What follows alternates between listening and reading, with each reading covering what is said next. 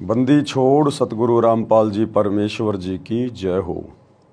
परमपिता परमात्मा सारी सृष्टि के रचनहार, कुल मालिक, असंख्य ब्रह्मांडों के स्वामी, जगत गुरु, तीनों लोकों में प्रवेश करके सबका भरण पोषण करने वाले, राजाधिराज, आत्माधार, नाथों के नाथ, देवों के देव महादेव, सर्वेश्वर महेश्वर, मृत्युंजय, अजरो अमर, आदि अनादि, सनातनी प्रभु, जगत पिता जगदीश्वर, श्री श्री 1008 की उपाधि के वास्तविक अधिकारी, अकाल मूर्त शब्द स्वरूपी राम वासुदेव, सर्वगतम ब्रह्म, परम पूज्य, प्रथम पूज्य, परम संत, परम पुरुष, परम धनी, परम दयालु, सत्य कबीर, हक्का कबीर, अल्लाहु अकबर, बाखबर, अल्लाह ताला, जगत के तारणहार, जगत के मुक्तिदाता, जगत के जगन्नाथ, हारे के सहारे, हिंदुओं के राम, मुसलमानों के अल्लाह, सिखों के वाहिगुरु, ईसाइयों के मसीह, दया के सागर दयानिधि, करुणा के सागर करुणानिधि, स्वयंभू परिभू, संकट मोचन, कष्ट हरण, मंगल करण, दुख भंजन, अविगत कबीर,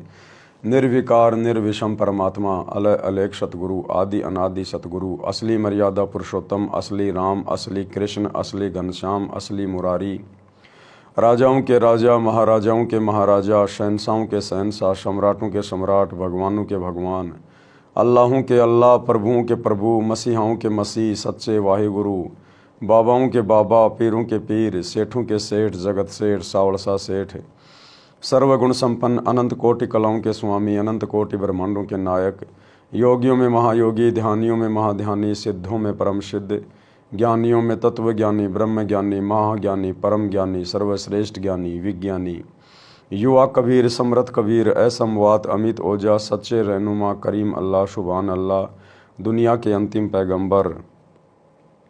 8 सितंबर 1951 से गांव धनाना, जिला सोनीपत, हरियाणा, भारतवर्ष की पावन भूमि पे प्रकट रियल कल की भगवान श्री नारायण साकार हरि, श्री बाबा साहेब नूर अनंत परमात्मा, संत श्रोमणी सतगुरु रामपाल जी परमेश्वर जी के चरण कमल में साध संगति से जुड़े हुए देश विदेश से आप और हम सभी सत्सेवक भाई बहनों का अनंत कोटि दंडवत प्रणाम। सत्साई भाई और बहनों, दया परमपिता परमेश्वर जी की, सारी सृष्टि के मालिक सतगुरु रामपाल जी भगवान की, जिनके शुभ आशीर्वाद से, विशेष आशीर्वाद से आप और हम सभी सत्सेवक भाई बहन साध संगति से जुड़कर अपनी आत्मा के कल्याण हेतु गुरुदेव के तत्व ज्ञान को आधार बनाकर मोक्ष प्राप्ति के लिए दृढ़ता के साथ निरंतर आगे की ओर बढ़ रहे हैं। भाई और बहनों, पूज्य गुरुदेव जी के द्वारा वर्तमान में हिसार जेल में बैठकर अपनी लीला के तहत अपने मिशन को गति देने के लिए जो विशेष संदेश भेजे जा रहे हैं सत्संग के तौर पर, उन विशेष संदेशों के ऊपर निष्कर्ष निकालने की प्रक्रिया जारी है। यानी गुरुदेव ने आप और हमारे लिए उन संदेशों में, उन सत्संगों में क्या भेजा है, हमें गुरुदेव कैसा भगत बनाना चाहते हैं, ये सारी बातें हम उनके मुख कमल से इन संदेशों को सुनकर समझने का प्रयास करेंगे। तो वर्तमान में विशेष संदेश नंबर 10 के ऊपर निष्कर्ष निकालने की प्रक्रिया जारी है। विशेष संदेश नंबर 10 का आज ये तीसरा पार्ट है और गुरुदेव भगवान ने हमारे लिए क्या कुछ भेजा है, क्या कुछ हमें समझाया है, हम उन्हीं के मुख कमल से सुनेंगे और बीच बीच में जैसे जैसे परमात्मा प्रेरणा करेंगे सभी भाई बहनों को बताएंगे। कोई भी सत्संग सुनने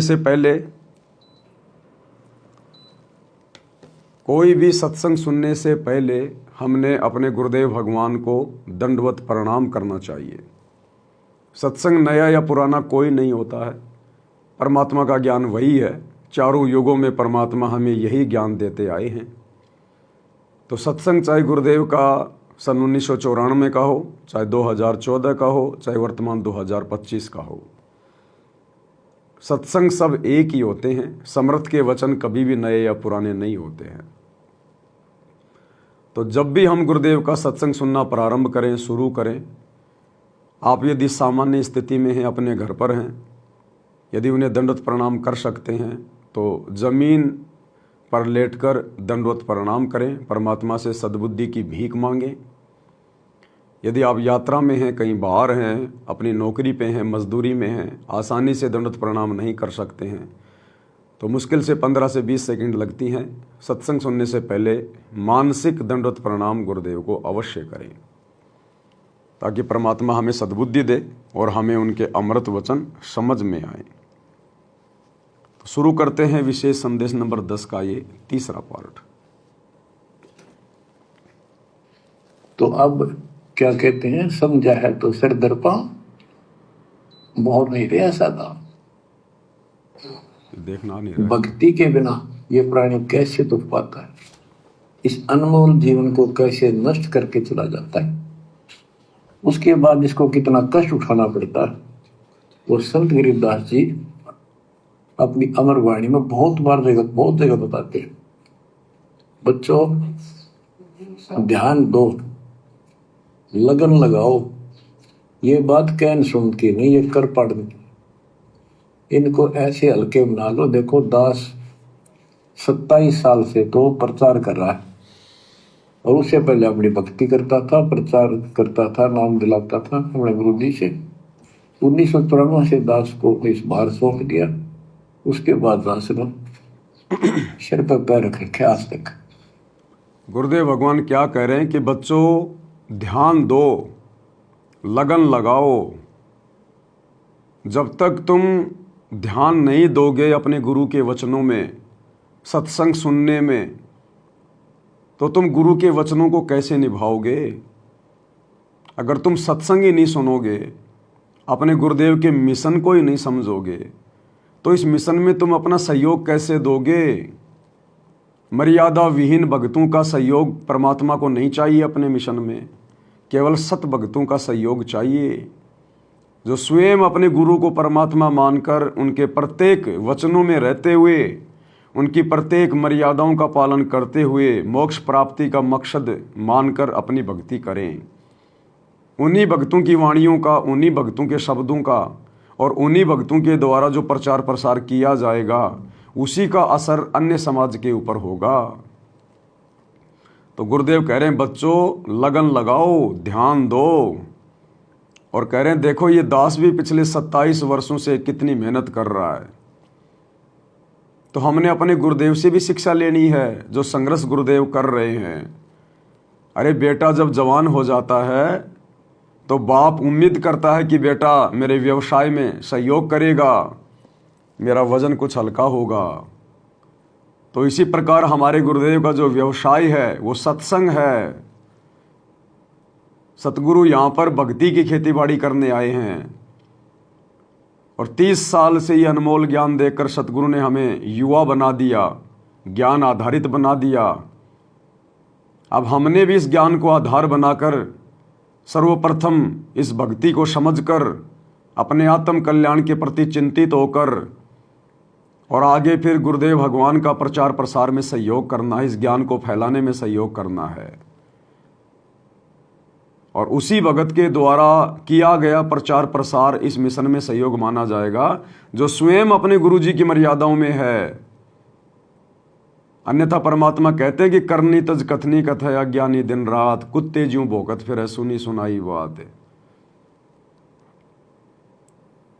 और लगन किससे लगानी है? परमात्मा कहते हैं गुरु से लगन कठिन है भाई, लगन लगे बिन काम न सरता, जीव परलय हो जाई, गुरु से लगन कठिन है भाई। लगन हमने अपने गुरुजी से लगानी है। गुरुजी से लगन कब लगेगी? जब हम गुरुजी के सत्संगों को लगन से सुनेंगे, ध्यान से सुनेंगे और मर्यादा में रहेंगे, तो गुरुजी हमें सद्बुद्धि देंगे, हम उनके सत्संगों वाले संकेतों को समझ पाएंगे।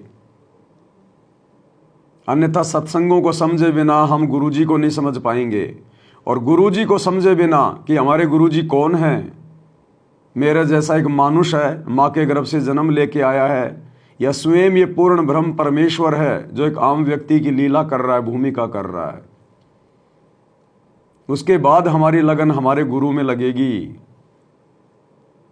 तो गुरुदेव कह रहे हैं कि बच्चों मेरी तरफ देखो, मैं भी 27 साल से मेहनत कर रहा हूँ। 27 साल से मेहनत है। किसके लिए कर रहे हैं गुरुदेव? क्या चाहिए उन्हें? उन्हें तो कुछ नहीं चाहिए इस गंदे लोक से। वे तो स्वयं मोक्ष प्राप्त हैं, वे तो मुक्ति के दाता हैं। फिर वे संघर्ष क्यों कर रहे हैं? संघर्ष तो आप और हमें करना चाहिए। लेकिन निस्वार्थ भाव से परमार्थ के लिए जब गुरुदेव इतना संघर्ष कर रहे हैं तो हमारा तो भक्ति मार्ग पर बहुत बड़ा स्वार्थ है मोक्ष प्राप्ति का। हमने तो इस लालच में बहुत ज़्यादा मेहनत करनी चाहिए।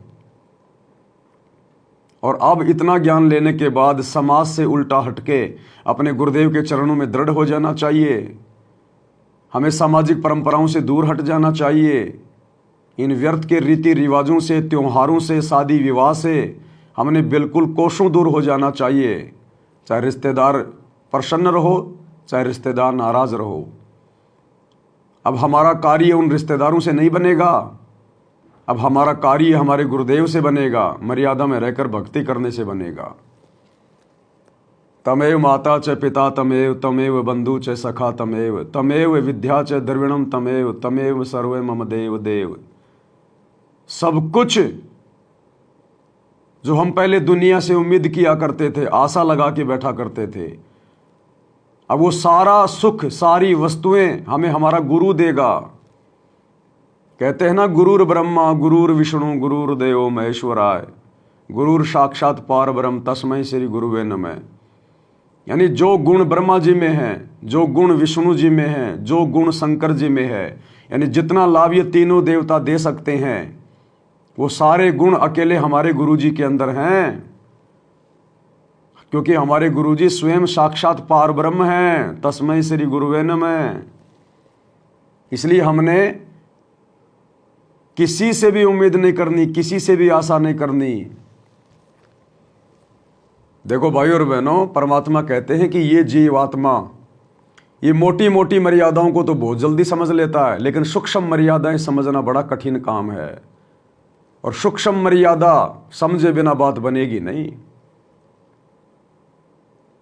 आज इस भक्ति में आने के बाद अगर आपसे कोई कहे कि भैया चलो श्री ब्रह्मा विष्णु महेश जी से कुछ मांगते हैं, कुछ डिमांड करते हैं, क्या आप सतगुरु रामपाल जी के भगत तत्व ज्ञान सुनने के बाद ब्रह्मा विष्णु महेश से कोई भी भीख मांगोगे? कोई भी उम्मीद करोगे?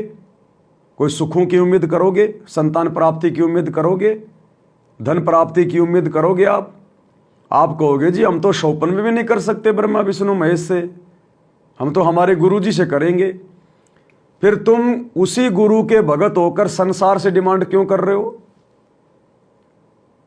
तुम अपने सांसारिक रिश्तेदारों से, यार दोस्तों से, गांव वालों से, मित्रों से उम्मीद लगा के क्यों बैठे हो?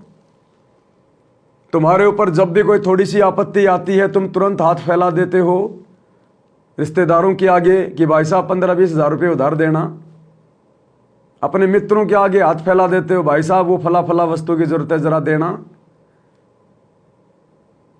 अरे तुमने उन भगवानों से मांगना छोड़ दिया, लेकिन भगवानों के पुजारियों से मांगना नहीं छोड़ा भी। तो क्या छोड़ा फिर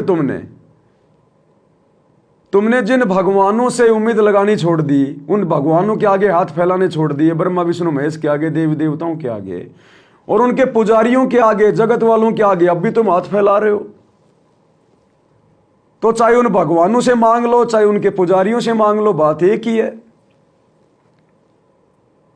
तो आपने क्या छोड़ा फिर? आप तो उन्हीं भगवानों की भक्ति में हो, केवल जुबान से कह रहे हो कि हमारा ब्रह्मा विष्णु महेश से कोई मतलब नहीं है, और उनके पुजारियों से रात दिन तुम्हारा मतलब रहता है। तो हमने क्या छोड़ा? कुछ भी नहीं छोड़ा। इसलिए जो सत भगत होगा, जिसको ये सत ज्ञान समझ में आ गया होगा, अपना भगवान और उसकी समर्थता समझ में आ गई होगी कि मेरा गुरु कौन है। सतगुरु पूर्ण ब्रह्म है, सतगुरु आप अलेख, सतगुरु रमता राम है, इसमें मेन न मेख।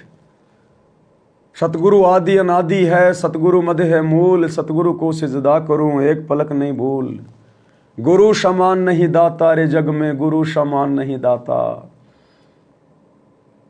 गुरु समान दाता नहीं, याचक शिष्य समान, 3 लोक की संपदा सो गुरु दीनी दान। जब इतना ज्ञान समझ में आ जाएगा, ये गुरु समझ में आ जाएगा, हम भाई बहन मर जाएंगे लेकिन जगत वालों के आगे हाथ नहीं फैलाएंगे। कभी भी कोई उम्मीद हम जगत से नहीं लगाएंगे, कोई भी आशा हम जगत से नहीं लगाएंगे, चाहे भूखे रहें चाहे नंगे रहें। उम्मीद करेंगे तो अपने बाप से, अपने गुरु से। गुरु चाहे फिर कोई भी रास्ता निकाले, वो हमें ज्ञान आधार से स्वीकार्य होगा।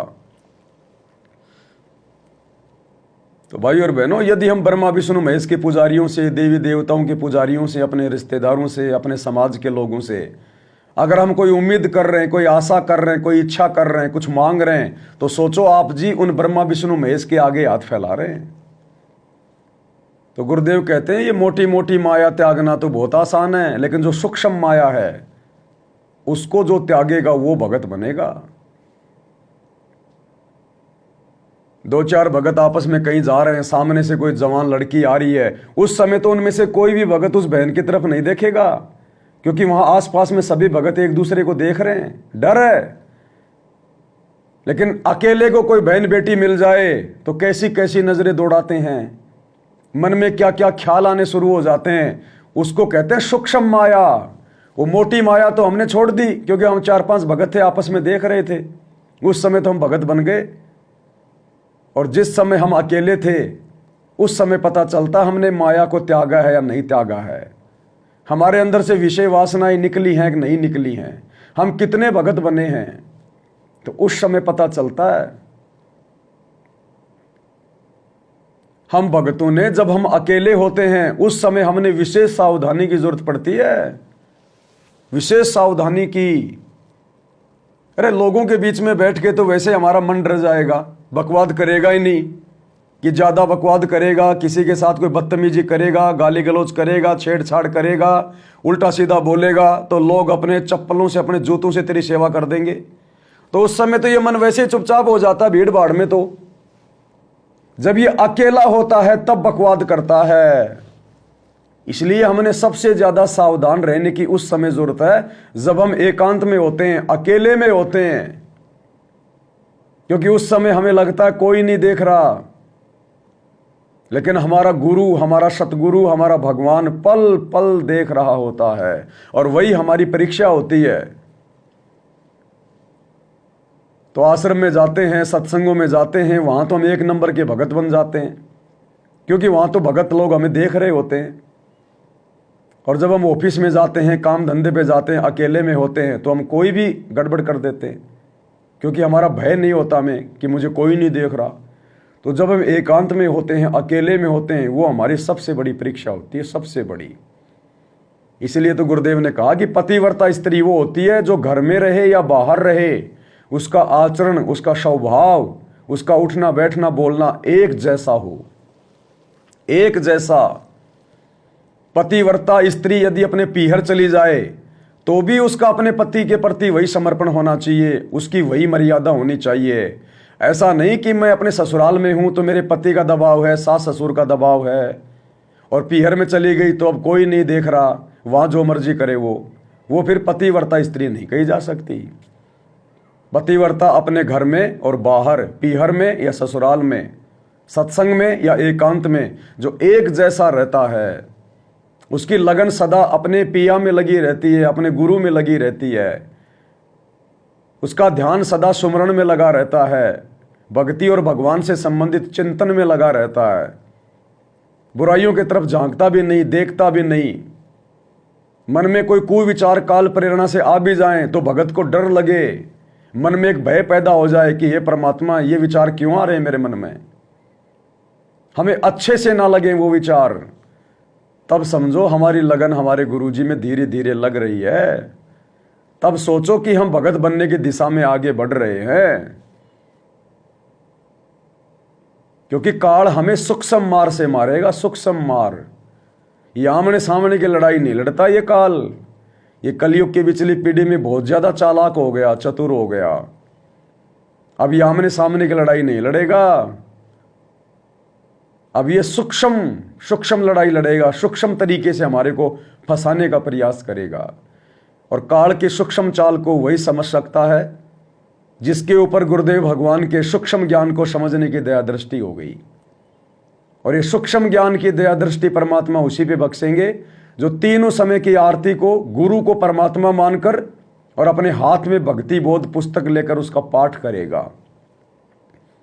और फिर जब वो पेज नंबर 30 को पढ़ेगा या 31 को पढ़ेगा। अथ सर्व लक्षणा ग्रंथ, गरीब उत्तम कुल करतार दो, द्वादश भूषण संग, रूप द्रव्य दो, दया करो, ज्ञान भजन सत्संग, शील संतोष विवेक दो, दया अक्षमायक तार, भाव भक्ति वैराग्य दो, नाम निरालम सार, योग युक्ति स्वास्थ्य जगदीश दो, सूक्ष्म ध्यान दयाल, सूक्ष्म ध्यान दयाल। तब परमात्मा हमारे को सूक्ष्म ज्ञान और सूक्ष्म ध्यान देंगे, तब हम इस काल की सूक्ष्म चाल को समझने में सक्षम होंगे। मोबाइल में मेमोरी कार्ड डाल लिया, आरतियां भर ली, खा रहे हैं पी रहे हैं, लैट्रीन जा रहे हैं, बच्चों को स्कूल छोड़ने जा रहे हैं, खुद ऑफिस में जा रहा है आ रहा है, घर का काम धंधा कर रहे हैं, आरती भी लगा के छोड़ दी, कब आरती हो गई पता नहीं। इस प्रकार से भगवान नहीं देगा ये सूक्ष्म ज्ञान सूक्ष्म ध्यान, और ना परमात्मा विशेष परिस्थितियों में फिर हमारी रक्षा करेगा। एक समय एक भगत जी घर के हौद से पानी भर रहा था, तो पानी भरते समय जब वो नीचे झुका टंकी में से पानी लेते समय, उस समय उसकी जेब में मोबाइल था और सुबह का नित्य नियम चल रहा था, और जब वो नीचे हुआ तो वो मोबाइल उस पानी में गिर गया, टैंक में गिर गया। अब भगत ने जल्दबाजी करी, 5-7 मिनट लगे, उसने मोबाइल निकाल लिया, और जैसे मोबाइल निकला तो उसमें नित्य नियम चल रहा था। भगत ने दूसरे भक्तों को फोन करना शुरू कर दिया, अरे भगत जी चमत्कार हो गया, चमत्कार हो गया। दूसरा भगत आ गया एक उसी समय, अरे भगत जी चमत्कार हो गया, बंदी छोड़ने चमत्कार कर दिया। क्या चमत्कार कर दिया भाई? अरे भगत जी मेरा मोबाइल टैंक में गिर गया था, 5 मिनट तक गिरा रहा, नित्य नियम चल रहा था, और जब मैंने निकाला तब भी नित्य नियम चल रहा था। तो भगत ने कहा इसमें चमत्कार की क्या बात है भाई? इसमें चमत्कार क्या हो गया? नित्य नियम कौन कर रहा था? बोले मोबाइल में चल रहा था, इसलिए भगवान ने मोबाइल को बचाया, क्योंकि नित्य नियम मोबाइल कर रहा था, इसलिए 5 मिनट पानी में रहने के बाद भी नित्य नियम बंद नहीं हुआ, उसकी श्वासें नहीं टूटी, मोबाइल खराब नहीं हुआ। अरे भगत जी तू 5 मिनट इस पानी के टैंकर में रह के दिखा दे डूब के, अगर तू बच जाएगा तो मान जाएंगे कि तू पक्का भगत है, तेरे ऊपर गुरुजी की दया है। बोले भगत जी मैं समझा नहीं। बोले भैया जो भक्ति करेगा भगवान उसको बचाएगा। तो भक्ति तो तुम्हारा मोबाइल करता है बेचारा, तीनों समय की आरती मोबाइल करता है, मंत्र जाप तुम्हारा मोबाइल करता है, तो भगवान ने मोबाइल को बचा लिया। अगर तू भक्ति कर रहा है तो 5 मिनट देके तू पानी के टैंकर में रह के दिखा दे अंदर, तू बचता है कि नहीं बचता है। तो भगवान उसको बचाएगा जो भक्ति करेगा। तो भक्ति तो भैया फिलहाल भक्तों के घरों में मोबाइल कर रहे हैं। वो भक्ति बोध पुस्तक तो गुरुजी ने खाली दरबार में जाके रखने के लिए दी थी, उसका पाठ करने के लिए थोड़ी दी थी।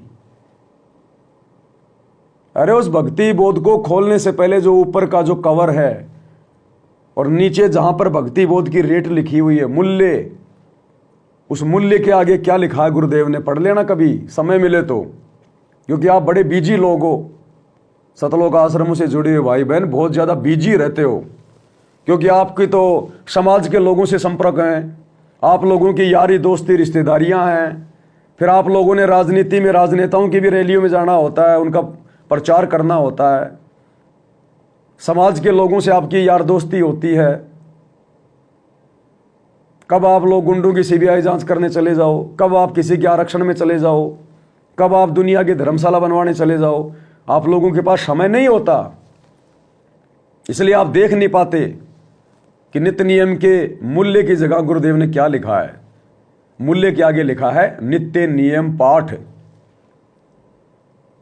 यानी नाम दीक्षा के बाद गुरुदेव ने हमें जो नित्य नियम की पुस्तिका दी वो किस लिए दी, उसके मूल्य की जगह लिखा है नित्य नियम पाठ, कि बच्चों ये पुस्तक मैं तुम्हें फ्री दे रहा हूं, इसका कोई चार्ज नहीं ले रहा। यदि तुम मेरे से उपदेश लेने के बाद प्रतिदिन इस पुस्तक को हाथ में लेके तीनों समय की आरतियों का पाठ करते रहोगे तो समझो आप अपने गुरुदेव के द्वारा दी गई मुफ्त में इस पुस्तक का मूल्य चुका रहे हो। जिस दिन आप इस पुस्तक को हाथ में लेकर विधि से पाठ नहीं करोगे, समझो उस दिन तुम अपने गुरु के द्वारा दी गई इस पुस्तक का मूल्य अदा नहीं कर रहे। तुम अपने साथ भी धोखा कर रहे हो और अपने गुरु के साथ भी धोखा कर रहे हो।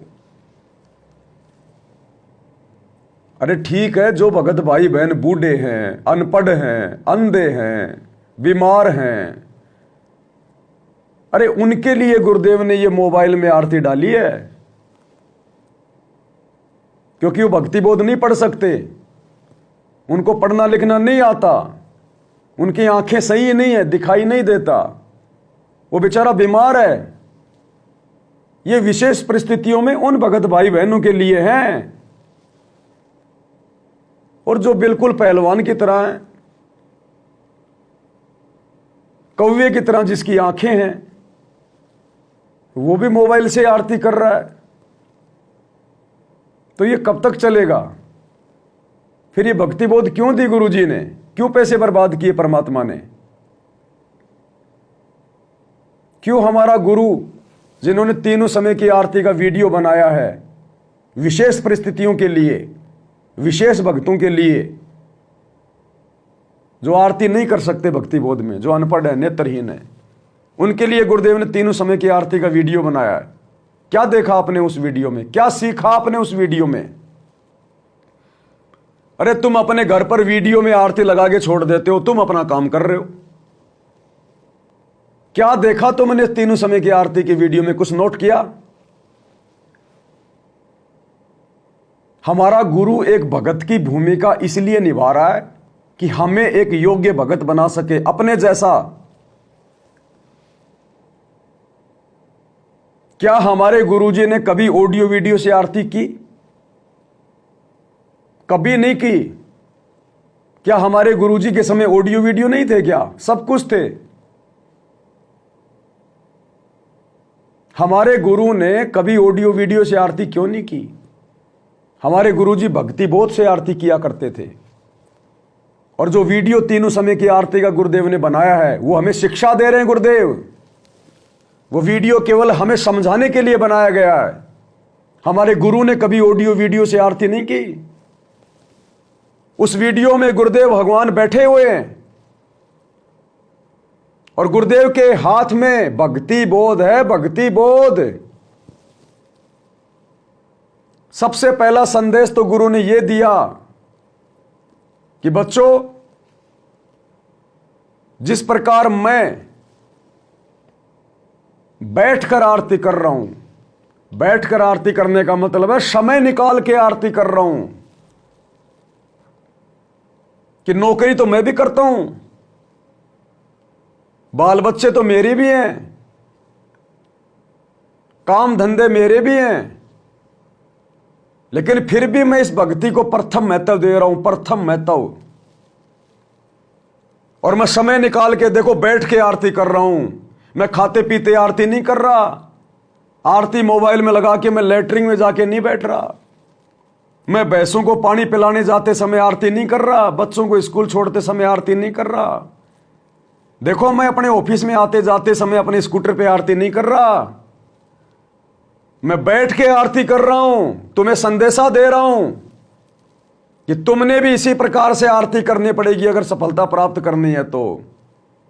जिस प्रकार मैं बैठ के आरती कर रहा हूं, और देखो भक्ति बोध पुस्तक हाथ में लेके आरती कर रहा हूं, किसी मोबाइल से आरती नहीं कर रहा, वीडियो से आरती नहीं कर रहा। ये संदेशा दे रहे हैं गुरुदेव। लेकिन ये बातें हर कोई नहीं पकड़ पाएगा। सब सुमरे अपने अनुमाना तो गति लखी न जाए, कहे कबीर कृपया कर जन पर ज्यों की त्यों समझाए। कब तक हम संसार को भक्ति से ज्यादा महत्व देंगे? क्या सारी जिंदगी इसी प्रकार से व्यस्त रहेंगे, भागदौड़ में रहेंगे?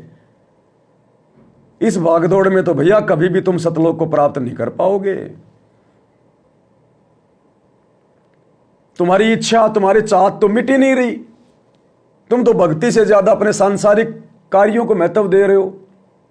फिर हमारे में और उस नकली बाबा में क्या अंतर रह गया जो गुरुदेव ने हमें बताया कि पहले लोग जंगल में साधना करने जाते थे, कभी उनकी इच्छा होती छाछ राबड़ी दूध पीने की तो गांव में आ जाते। एक संत आ गया एक गांव में, एक माई के घर पे गया, अलख जगाया। माई बोली महाराज जी आदेश करो। बोले माई मुझे छा पीनी है, छाछ छा। बैठो महाराज बैठो बैठो, अभी 10-20 मिनट में छाछ तैयार कर देती हूं। माई लगी दही को मथने फटाफट। महाराज ने सोचा मैं चलो इतनी देर अपना भजन कर लेता हूं। उसने अपना ध्यान लगाया, उसकी सुरती लग गई, ध्यान लग गया। अब ध्यान भैया 2 साल में टूटे, 10 साल में टूटे। माई ने छाछ तैयार करी, महाराज जी को आवाज लगाई, महाराज जी का तो ध्यान लग गया। काफी लोग आए, उन्होंने आवाज लगाई, हाथ लगाया, महाराज जी नहीं ले। जंगल से उनके दूसरे साधुओं को बुलाया कि भाई वो जानते होंगे ये कैसे उठेंगे। वो आए, उन्होंने अपनी वो क्रिया की, लेकिन कोई फर्क नहीं पड़ा। तो उन्होंने कहा भैया इसका ध्यान लग चुका है, अब इसकी आत्मा इसके शरीर में आएगी तभी कहीं जाकर इसका ध्यान टूटेगा, इसको डिस्टर्ब मत करो। गर्मी का समय था, उसके ऊपर एक कोई झोपड़ी वगैरह बांध दी गई। अब उसका ध्यान टूटा 40 साल बाद जाके। अब 40 साल में तो वो बुढ़िया भी मर गई, बुढ़िया का मकान भी खंडर हो गया। और 40 साल बाद वो जो झोपड़ी थी उसके ऊपर उसकी कोई लकड़ी टूट के और उस महाराज जी के खोपड़ी पे लगी। खोपड़ी पे लगी तब उसका ध्यान वापस आया, सुरती आई उसकी वापस। और आंख खोलते बोला ला माई छा, आंख खोलते बोला ला माई छाछ। अब गुरुजी कहते तेरी बुआ बैठी है वहां पे जो तेरे को छाछ पिलाएगी। अब तो परमात्मा कहते भगवान के ध्यान में बैठा था और मन में वही इच्छा मिटी ना चाह, और आंख खुलते ही बोला ला माई छा। तो इसी प्रकार हम गुरुजी की भक्ति भी कर रहे हैं, दुनिया भर में उनका प्रचार भी कर रहे हैं कि हमारे गुरुजी के समान कोई परमात्मा नहीं, कोई सतगुरु नहीं, कोई ज्ञान नहीं, इस भक्ति से मोक्ष मिलेगा। और हम खुद संसार में उलझे हुए हैं। हम इस भक्ति को दूसरे तीसरे नंबर पे रखते हैं, सांसारिक कार्यों को 1 नंबर पे रखते हैं। क्योंकि काम करते करते आरती करने का मतलब है आरती को यानी गुरुजी की भक्ति को दूसरे नंबर पे रखना, और जो काम कर रहे हैं उसको प्रथम महत्व देना। जबकि गुरुदेव ने सत्संग में क्या बताया कि बच्चों इस प्रकार से तो तुम्हारी भक्ति 7 जन्मों में भी सफल नहीं हो सकती। अगर तुमने भक्ति सफल करनी है तो भैया 80% समय आपने परमात्मा की भक्ति को देना होगा, 80%, और 20% केवल सांसारिक कार्यों को, अपनी रोजी रोटी के धंधे को, केवल 20%। जबकि वर्तमान में तो इसका उल्टा हो रहा है। भगत 20% भी भक्ति को समय नहीं दे रहे, 20% भी, और 80% से ऊपर अपने काम धंधे की चिंता है। जबकि हमने तो इसका बिल्कुल उल्टा करना है। तो उल्टा करने में भैया हमने संसार से उल्टा हटना पड़ेगा। हमने ये ओवर टाइम करना छोड़ना पड़ेगा। आप लोग ज्यादा धन क्यों कमा रहे हैं? आप ज्यादा भागदौड़ क्यों कर रहे हैं? गधे और बैल कितना क्यों कमा रहे हैं? क्योंकि अभी आप अपने गुरुजी पर पूर्णतया विश्वास नहीं कर रहे। आप गुरुजी के ज्ञान को पूरा नहीं समझे। अन्यथा आपको इस धन की आवश्यकता क्या? अरे मकान आपका खुद का, जमीन आपके पास में, आपने चाहिए क्या? शरीर के कपड़े, 2 टाइम की रोटी। उसके लिए भैया भगत को गधे और बैल कितना कमाने की, ओवर टाइम पे ओवर टाइम करने की जरूरत नहीं पड़नी चाहिए। अगर फिर भी आप दिन रात भग रहे हैं, चक्री काट रहे हैं, दिमाग में टेंशन लेके घूम रहे हैं, इसका मतलब अभी आप सांसारिक परंपराओं को छोड़ नहीं पा रहे। अभी आप लोक लाज में फंसे हुए हैं, उन्हीं रीति रिवाजों में फंसे हुए हैं। आपके अंदर उस बाबा की तरह अभी भी सांसारिक इच्छा है, चाहत है। अन्यथा भगत को तो 2 टाइम की रोटी चाहिए, 2 जोड़ी कपड़ा चाहिए। बाकी खर्चा है क्या भगत का?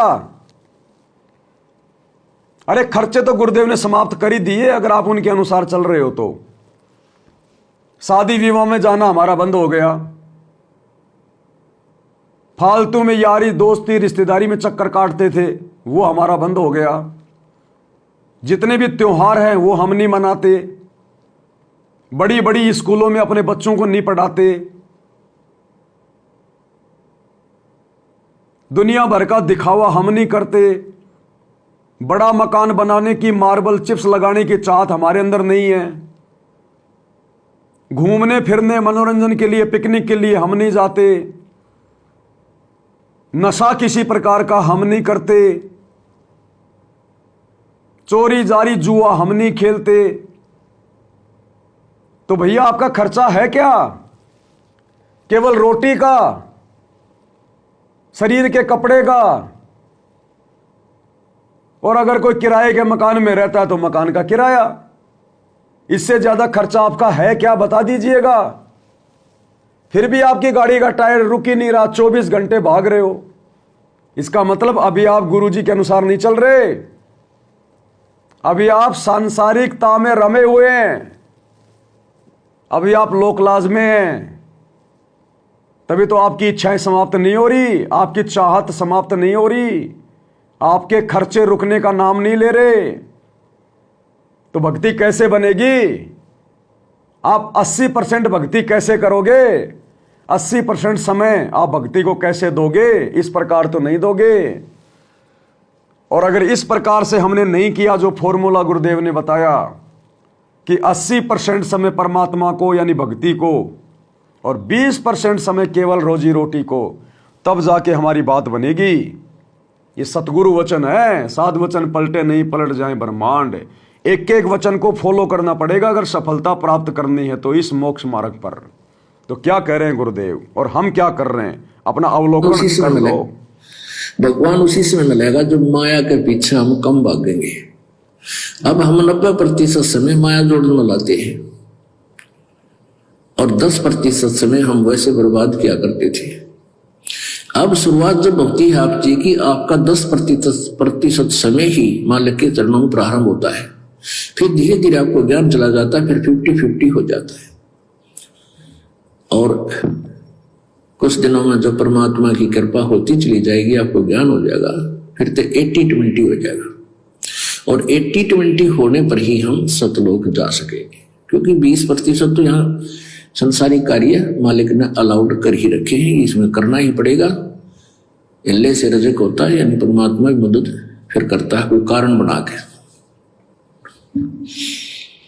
तो गुरुदेव भगवान ने बिल्कुल क्लियर कर दिया, स्पष्ट कर दिया कि जब तक हम अपने 24 घंटे में 80% समय परमात्मा को नहीं देंगे, 80% समय भगवान की भक्ति में नहीं लगाएंगे, सेवा में नहीं लगाएंगे, सत्संग करने में, सुमरण में नहीं लगाएंगे, तो हम मोक्ष प्राप्त नहीं कर सकते। ये किसका वचन है? सतगुरु का।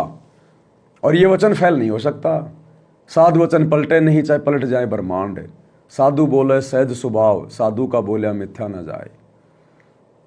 हमने इस स्थिति में आना पड़ेगा जिस स्थिति में साध संगति से जुड़े हुए भाई बहन आ चुके हैं। हम राजनेताओं की रैलियों में धक्के खा के अपना समय बर्बाद नहीं करते, वो समय हम भक्ति में लगाते हैं। हम गुंडों की सीबीआई जांच के समर्थन में उनकी रैलियों में, धरनों में जाके अपना समय बर्बाद नहीं करते, वो समय हम भक्ति में लगाते हैं। हम दुनिया भर के आश्रमों पे आश्रम बनाने में, दुनिया भर के आश्रमों में हॉस्पिटल बनाने में, दुनिया भर के लोगों के लिए स्टेडियम बनाने में, जाटों की धर्मशाला बनाने में हम अपना अनमोल समासें और समय बर्बाद नहीं करते। हम परमात्मा की भक्ति में लगाते हैं वो समय।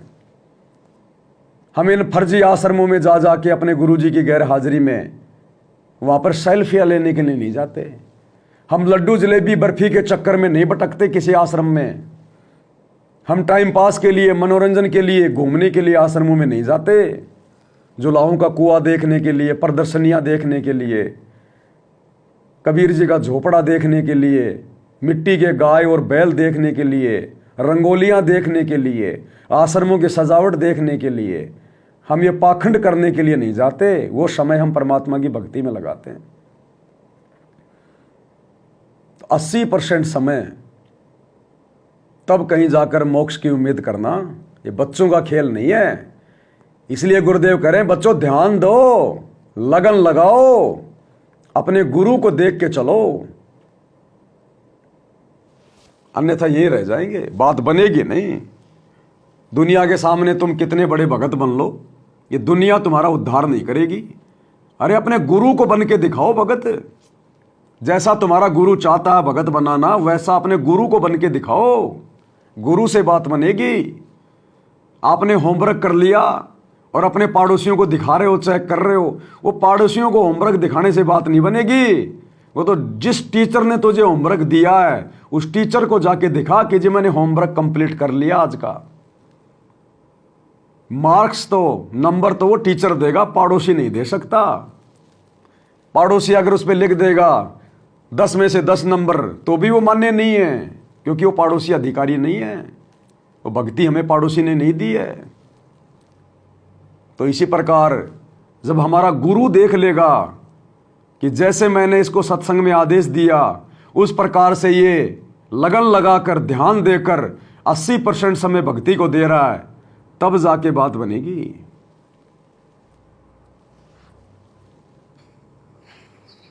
तो यह बात दास के खटकी जो गरीबदास की वाणी बता रखी है। साहिब से चितला ले रे मन गर्भ घुमानी, ए मन अहंकारी तू परमात्मा में ध्यान लगा, परमात्मा की याद कर। कहते ना भी कमल में नीर जमाया, तेरा दिन ना महल बनाए, नीचे जठरा अग्नि जरा थी ओ दिन याद कराए। नैन नाक मुख द्वारा दे नख सिख साज बनाया, नख नाखून से लेकर शिखर तक, चोटी तक का आपका सारा नैन नाक मुख ये सब दे ही सुंदर, नाखूनों से लेकर शिखा चोटी तक का आपकी सारी व्यवस्था कितनी प्यारी कर रखी है। 9-10 मास गर्भ में रखा, वहां तेरी करी सहाय, दांत नहीं जब दूध दिया था अमी महारस खाए, नीचे शीश चरण ऊपर को ओ दिन याद कराए।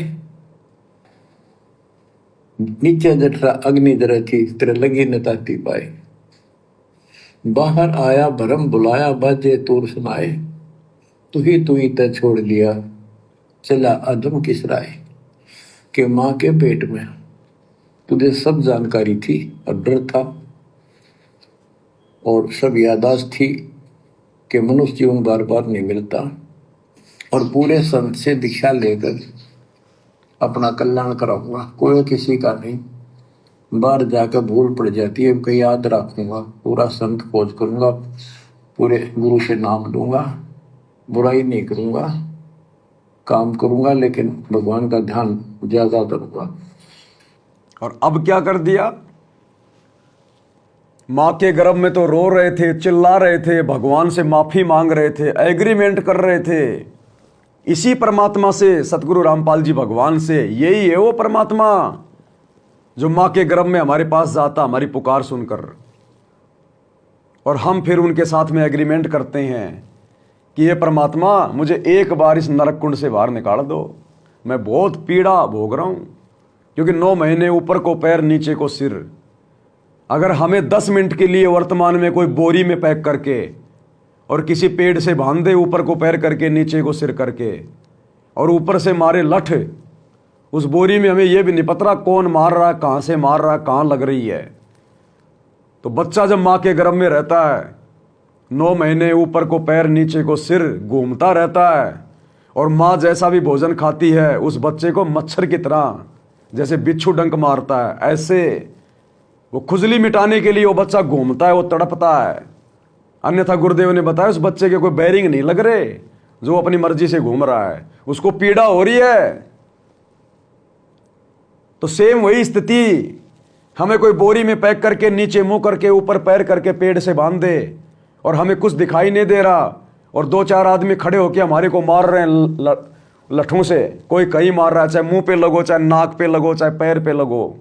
ये हालत होती है माँ के गर्भ में। इससे भी भयंकर पीड़ा, इससे भी भयंकर चोटें, तब हम वहां भगवान को याद करते हैं, तब आता वहां परमात्मा सतगुरु रामपाल जी भगवान। और फिर हम उनसे एक ही प्रार्थना करते हैं कि भगवान बस मालिक देख लिया सब कुछ, केवल आपकी भक्ति करूंगा और कुछ नहीं करूंगा गुरु जी।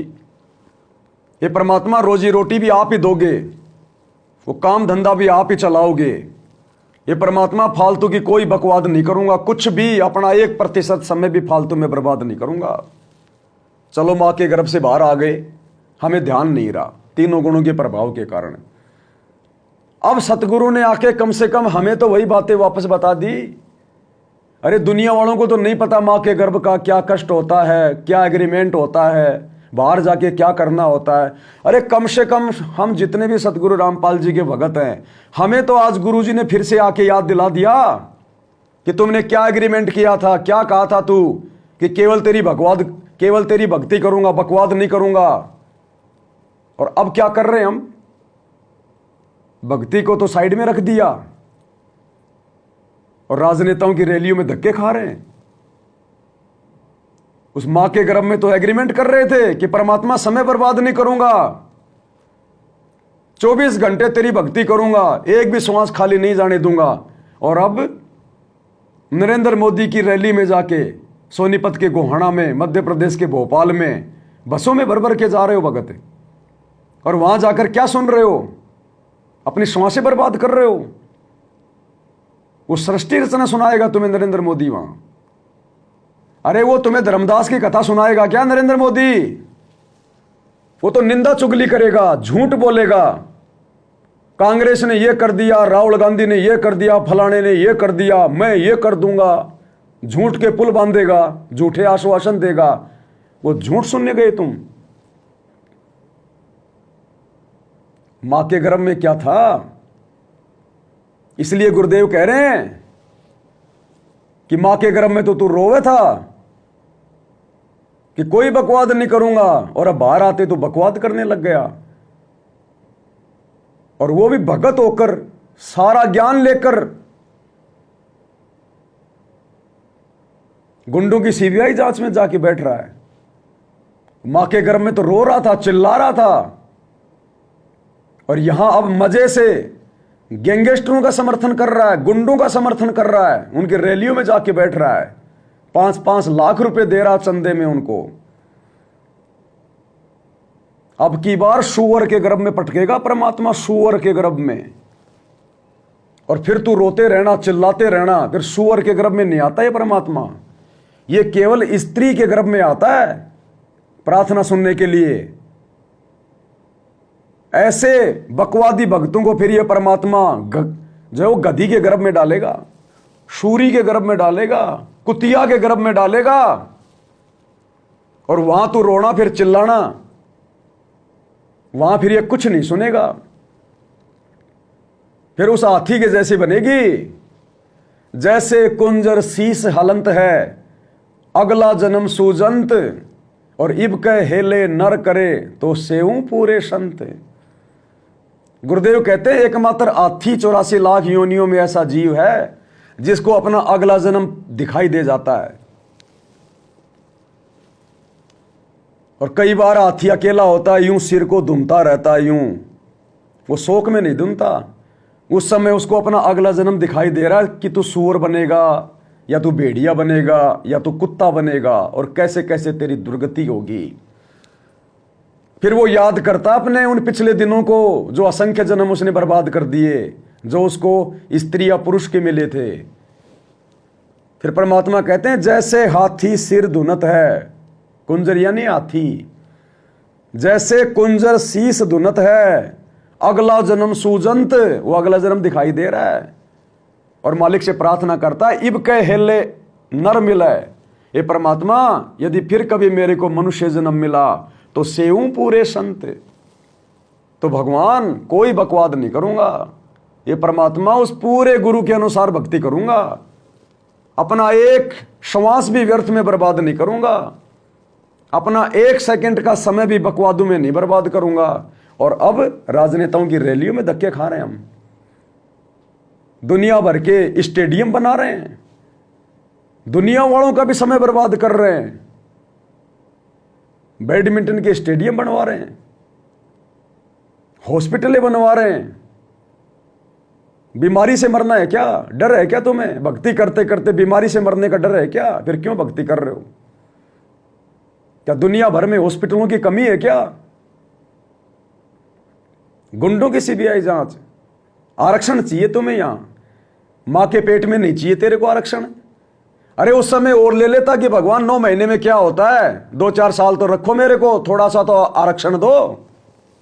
अरे भगवान 2-4% आरक्षण दो, मेरे को तो आनंद आ रहा है मां के पेट में, काल के दूतों के मुकदर खाने में, ये पीड़ाएं सहन करने में। वो मां के पेट में मांगता तो आरक्षण 2-4-5% कि और रहने दो अभी मेरे को 2-4-5 साल।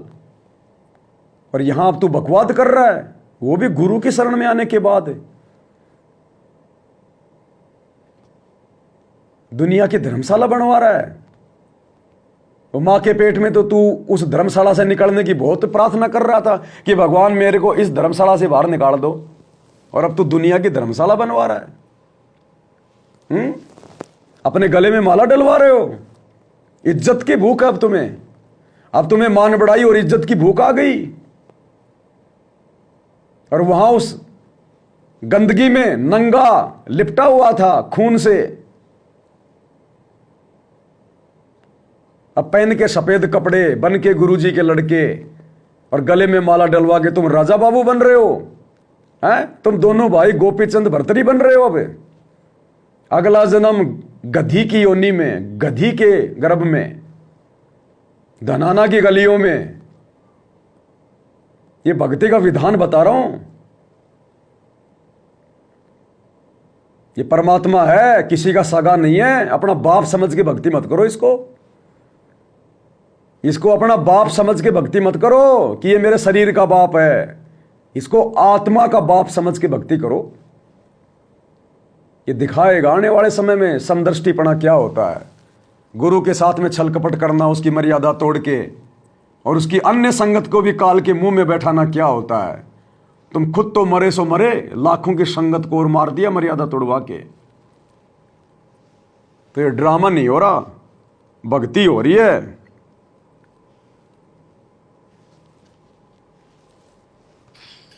अब कहते हैं तू ही तो छोड़ दिया चला अधम किस राह।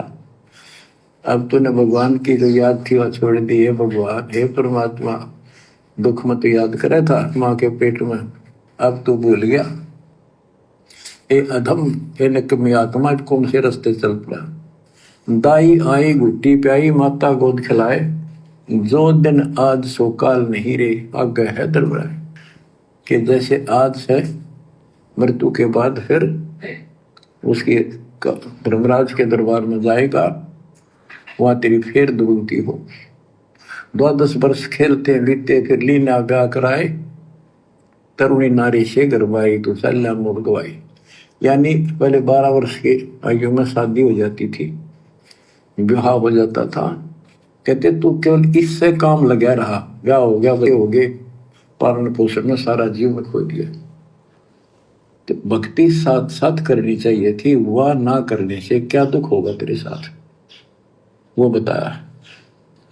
कहते शादी करा ली, उसके बाद बच्चे हो गए, उनके पालन पोषण में शादी विवाह करके फिर मर गया। फिर जो दिन आज सो काल नहीं रे, आगे फिर दम आए।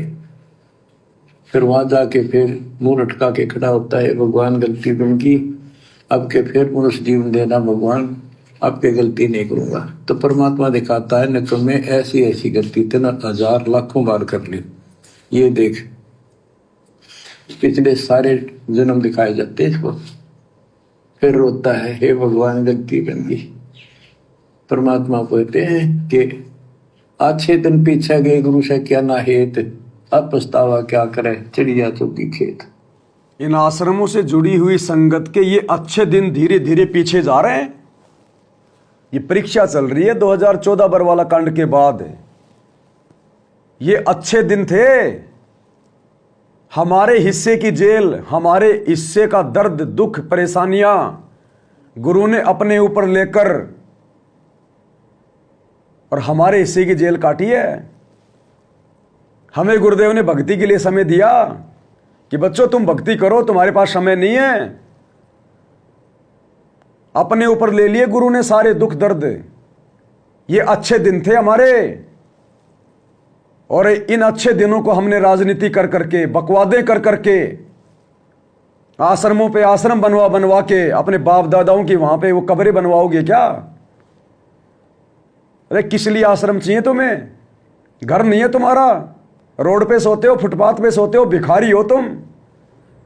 तुम्हारा घर आश्रम थोड़ी है, शमशान घाट है, शमशान घाट। किस लिए आश्रम खोल रहे हो? तुम्हारे बाप से तुमने आदेश सुना? जो तुम भर भर के झोली ज्योति पाठ और दान की उनको पात्रों के हाथों में दे रहे हो आश्रमों पे आश्रम खुलवाने के लिए, बकवाद करने के लिए, धन का दुरुपयोग करवाने के लिए। सुना तुमने कभी तुम्हारे बाप से कि बच्चों मैंने आश्रमों पे आश्रम खोलने? क्या खोले कभी तुम्हारे बाप ने अपनी जिंदगी में कभी आश्रमों पे आश्रम? तुम किसकी भक्ति कर रहे हो? अपने गुरु की, या गुरु के परिवार की, या कोऑर्डिनेटरों की? गुरु को तजे भजे जो आना, ता पशुओं को फोकट ज्ञाना। संगत को फोकट ज्ञान है, वर्तमान में फोकट ज्ञान है। गुरु के सत्संग सुनते नहीं, गुरु के आदेशों का तो पता नहीं। नियम मर्यादा बस केवल एक बार सुन ली जिस दिन नाम लिया था, बाकी 10 साल हो गई, कभी जिंदगी में दोबारा वो नियमों का पर्चा उठा के नहीं देखा कि नियम क्या है, मर्यादा क्या है। उसके बाद जैसा गुरुजी के परिवार ने कह दिया फाइनल, जैसा कोऑर्डिनेटर ने आदेश दे दिया फाइनल, जैसा कोई पीला पर्चा आश्रम से आ गया फाइनल। ये ड्रामेबाजी नहीं चलेगी। गुरु को तजे भजे जो आना, ता पशुओं को फोकट ज्ञाना। ये हमारे अच्छे दिन थे, जिन दिनों को तुमने बुरे दिनों में तब्दील कर दिया, दुनिया भर की बुराइयां करके। ये परीक्षा ले रहा था सतगुरु, हमारी परीक्षा। तुमने सोचा गुरुजी ने तो हमारे को फ्री छोड़ दिया। अरे परीक्षा के समय टीचर भी फ्री छोड़ देता है। परीक्षा के समय में कोई हाजिरी नहीं होती, टीचर कोच भी नहीं पढ़ाता, डंडे वंडे नहीं मारता टीचर उस परीक्षा में, चाहे तू सही लिख रहा है चाहे तू गलत लिख रहा है। परीक्षा के समय टीचर नहीं धमकाएगा, डंडे नहीं मारेगा। तो 2014 बरवाला कांड के बाद गुरु ने हमारे को अपने से दूर करके हमें फ्री छोड़ दिया कि बेटा तेरी परीक्षा है, अब देखूंगा तूने मेरे ज्ञान को कितना आधार बनाया। और हमने सोचा हमारे को तो गुरुजी ने फ्री कर दिया, अब गुरुजी है ही नहीं, हमें डर किस बात का, और लग गए मन मर्जी करने। ये जितनी भी बकवादें गुरु के परिवार ने और इन कोऑर्डिनेटरों ने संगत से करवाई है, खुद करी है। क्या तुम्हारे गुरु ने कभी भी 1994 से 2014 तक की?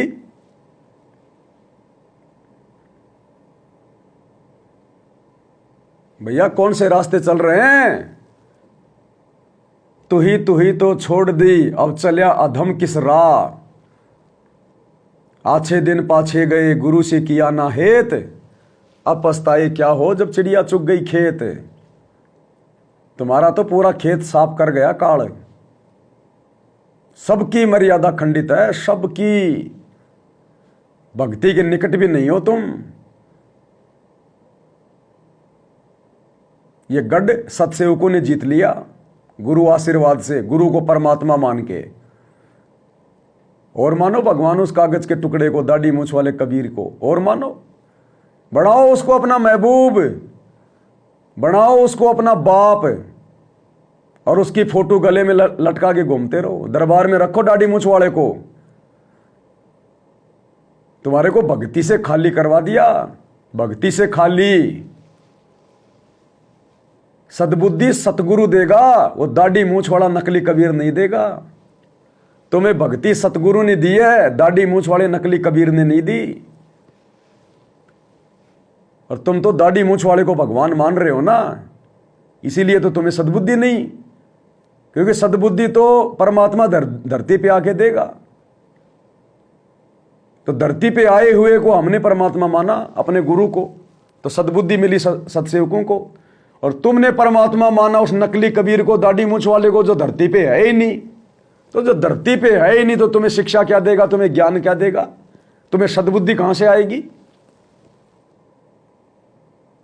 और दुर्बुद्धि के शिकार हो गए तुम सारे के सारे। और अब भी तुम्हें सद्बुद्धि नहीं आएगी। ये तुम्हारे भले के वीडियो जो बनाए जा रहे हैं साथ संगति के माध्यम से, इनको सुनने के बाद भी तुम्हारी मिर्ची लगेगी। ये वीडियो भी तुम्हें अच्छे नहीं लगेंगे जो तुम्हारे हित में हैं। क्योंकि परमात्मा ने नीच आदमी की यही पहचान बताई।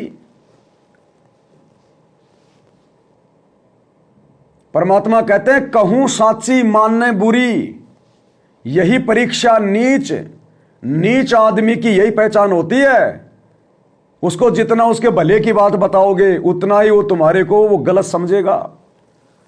तो कहते हैं कहूं साची मानने बुरी, यही परीक्षा नीच। और जितनी धोओ कच्ची दीवार उतनी माचे कीच। मिट्टी की दीवार को जितना पानी से धोओगे उतना ही ज्यादा कीचड़ बनेगा। तो अब तुम्हारे ऊपर हम सत्सेवकों के ये वीडियो भी कोई असर नहीं करेंगे। क्योंकि ये कहावत है कि गधे की आंख में अगर कोई देसी घी डाले तो गधा सोचता है मेरी आंख फोड़ रहा है। तो तुम भक्तों को जो हम समझा रहे हैं ना सत्सेवक, गुरु जी के ज्ञान आधार से दिन रात वीडियो बना के, दिन में 2-2 बार लाइव आना, ये जीव के बस की बात नहीं है जब तक सतगुरु अपना पूरा आशीर्वाद ना दे। हम तो तुम्हारी आंखों में देसी घी डाल रहे हैं और तुम्हें लग रहा हमारी आंखें फोड़ी जा रही हैं। आंखें तो तुम्हारी फूट चुकी हैं, हम तो ठीक करने का प्रयास कर रहे हैं। अंधे तो तुम्हें काल ने कर दिया, हम तो तुम्हारी आंखें ठीक करने का प्रयास कर रहे हैं कि कोई भली आत्मा होगी तो काल के जाल से, उन फर्जी आश्रमों वाली कैद से बाहर निकल जाएगी और अपने गुरु जी के ज्ञान को आधार बना के और साथ संगति से जुड़ के अपना आत्म कल्याण करवा लेगी। नहीं तो अंधे तो तुम हो चुके हो।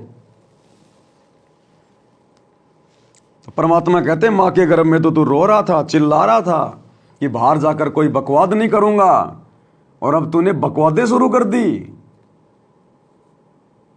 परमात्मा कहते हैं सांसारिक व्यक्ति जिसको ज्ञान नहीं है वो अगर गलती करता है तो उसको केवल वही सजा मिलेगी जो निर्धारित है।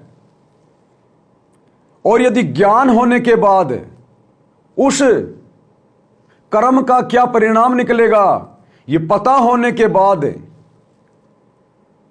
यानी सतगुरु की शरण में आने के बाद यदि आप वही गलती करते हो तो सांसारिक व्यक्ति से 8 गुना ज्यादा दंड के भागी बनते हैं हम परमात्मा के दरबार में। इसलिए गुरु जी ने कहा कि जान बूझ सांची तजय करे झूठ से ने, उसकी संगत तो हे प्रभु शौपन में भी ना दे। वो तो गया गुजरा इंसान है भगत होके भी।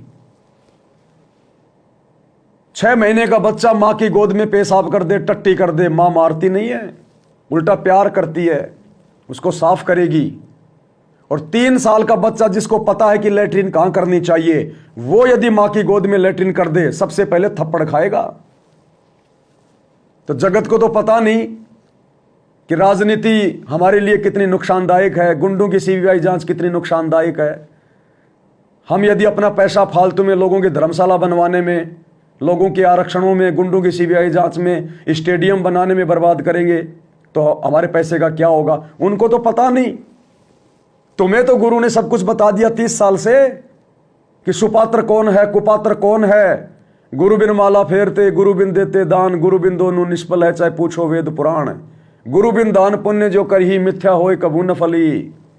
अरे तुम्हें तो सब कुछ बता था, तुमने क्यों धोखा खाया गुरु के परिवार के चक्कर में आके, जो परिवार मर्यादाओं के आसपास भी नहीं है, इन कोऑर्डिनेटरों के चक्कर में आके जिनको 2 कोडी का ज्ञान नहीं है। तुमने क्यों ऐसी तैसी करवाई भक्तों।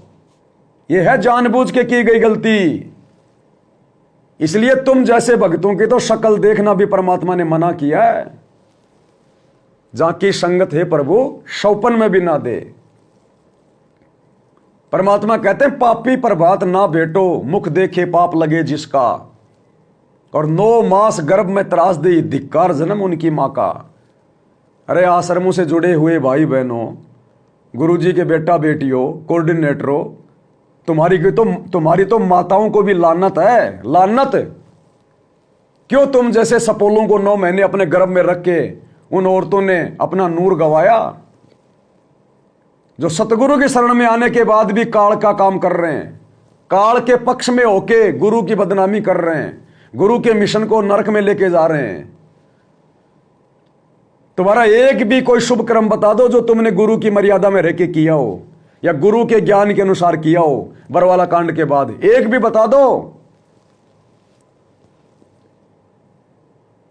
तो धिक्कार है तुम्हारी माताओं को जिन्होंने तुम्हें जन्म दिया है। ये छटनी हो रही है, लाल और लालड़ी की पहचान हो रही है। नाम लेने से कोई भगत नहीं बन जाता कि सतगुरु का नाम ले लिया, गले में लॉकेट डाल लिया, हाथ में रक्षा सूत्र बांध लिया, जुबान पे सत साहिब तो भगत बन गया। ताते सतगुरु शरणा लीजिए, कपट भाव जिन दूर करीजिए। जिसके दिलो दिमाग से सतगुरु का ज्ञान सुनकर सारे कपट भाव दूर हो जाएंगे, जो शौपन में भी अपने गुरु के साथ धोखा करने की नहीं सोचेगा, उसको सतगुरु शरण में लेता है। और तुमने तो राजनीति करके अपने गुरु के साथ में धोखा कर दिया। गुरु कह रहा है कि राजनीति नहीं करनी, भगत का और राजनीति का 36 का आंकड़ा है, और तुम राजनेताओं के तलवे चाट रहे हो। तो तुमने तो अपने गुरु के साथ में धोखा कर दिया, तुम तो कपट कर रहे हो। ऐसे कपटी को तो नरक में भी ठिकाना नहीं मिलता। इसलिए लानत है तुम्हारी माताओं को जिनसे तुम्हारा जन्म हुआ है। सपोले पैदा कर दिए, सपोले। तुम भगत नहीं हो, तुम भगत के भेष में भेड़िए हो, भेड़िए। अरे भगत तो परमात्मा ने बताया छटनी के बाद आएंगे। गुरुदेव ने कहा बच्चों अभी भगतों के घर बहुत दूर हैं, भगत तो तुमने देखे नहीं। अभी मान लिया अपने आप को भगत, नाम ले लिया तो भगत बन गया।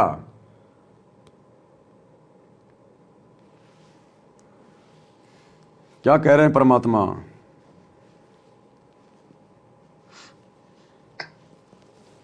क्या बताते हैं? 10 वर्ष खेलते बीते, लीना ब्याह कराए, तरुणी नारी से गरबारी चाल्या मूल गवाए। रातों सोवा जन्म भिगोवे, धुंधी खेत कमाए, बिना बंद की बात जात तेरा जन्म आकार सजाए। कारे काग गए घर अपने बैठे सेत बुगाए, दांत जाड़ तेरे उखड़ गए बरसना भी तुतलाए। कहते हैं कि रात में पूजा पढ़ के सुबह उठ दे खेत में चला गया, भक्ति बिना तेरा जीवन नष्ट हो गया और बूढ़ा हो गया, ये सफेद बाल हो गए, जुबान तेरी जीभ तुतलान लगी, दांत जाड़ उखड़ गए। जम किंकर सिरहाने बैठा खर्च कदे का खाए, रसना बीच जो मेघ मार है सैनो दाम बताए। अब अंत में जब कति नरभाग आदमी जो होता है उसकी जुबान बंद हो जाती है, और सबसे पहले जुबान बंद करते हैं यम के दूत के, कहीं ये राम ना बोल दे या बता ना देगी यम के दूत खड़े हैं। और फिर उसके गिन गिन कर सांस पूरे करते हैं, क्योंकि सांसों से जीवन बना हुआ है। फिर कहते हैं ऐसे सुन बहु तेरे जगत में दरिया ढका रह जाए, कुल के लोग जंगलों में लेकर फिर दिन रात को गुजराए। अब वही लोग जिन कुल के लोग उठा के ले जाएंगे और शमशान घाट पर जाकर फूकेंगे, शरीर जहां से जलेगा नहीं उसका फोड़ फोड़ कर फूकेंगे उसको, छाती को।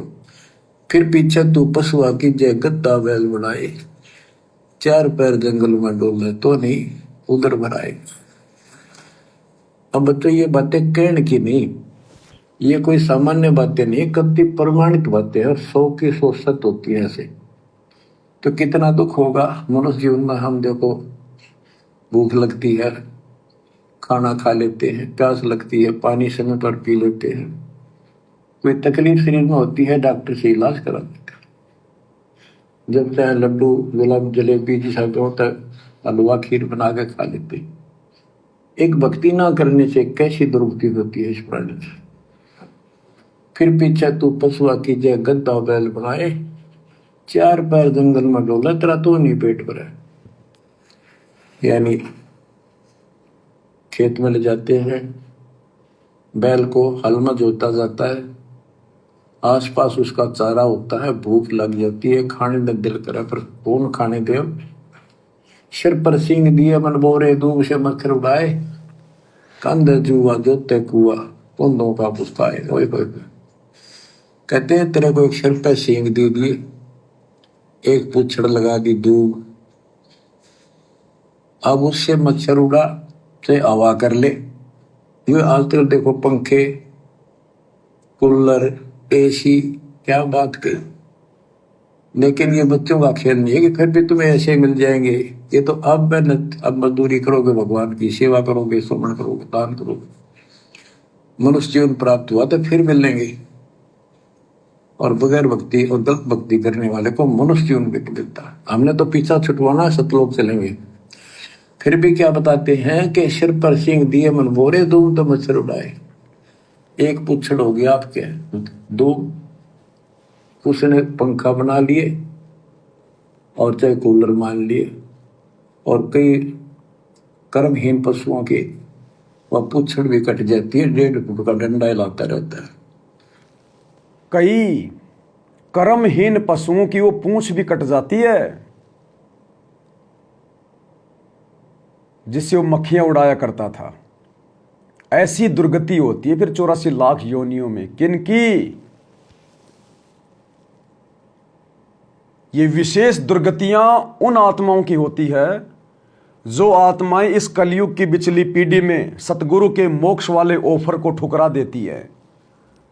यानी उनकी शरण में आने के बाद भी, धर्म कर्म की जानकारी होने के बाद भी जो अपनी मनमानियां ज्यादा करते हैं, भक्ति को हल्के में लेते हैं, मर्यादाओं को तार तार कर देते हैं, और वही ड्रामेबाजियां करते हैं जो ड्रामेबाजी वो नाम दीक्षा से पहले किया करते थे। फिर उन निकम्मी आत्माओं की अगले जन्मों में इस प्रकार की दुर्गतियां होती है, पशु योनियों में। वो कुत्ते वही होते हैं जिनके सर में कीड़े पड़े होते हैं, खुजली लगी होती है, पूरे शरीर के बाल उड़ जाते हैं, टांग टूटी हुई है, कमर टूटी हुई है, रगड़ रगड़ के चल रहा है। वो कुत्ते वही होते हैं, वो गधे वही होते हैं जिनकी कमर पे घाव होता है, कौआ मांस नोच नोच के खा रहा है।